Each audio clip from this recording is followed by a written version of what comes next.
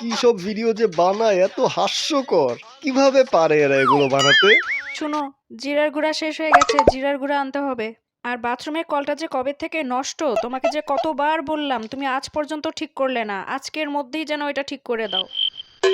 আর শুনো, সকালবেলা থেকে আমার খুব মাথা ধরেছে, একটা প্যারাসিটামল এনে দিও তো। আচ্ছা ঠিক আছে ঠিক আছে, আমি সব এনে দিচ্ছি। এই, তুমি কি আমার কথা শুনেছো ঠিক মতো? খালি মোবাইল আর মোবাইল, সারাটা দিন মোবাইল নিয়ে বসে থাকে, একটা কথাও ঠিক মতো শুনে না। আহা, বললাম তো আমি একটু পরে সব এনে দিচ্ছি। সব সময় তো ঠিক মতোই করি, তাই না? হ্যাঁ, কি যে করো তা তো দেখতেই পাই। 2 hours later. এই নাও তোমার ধনিয়ার গুঁড়া। ধনিয়ার গুঁড়া?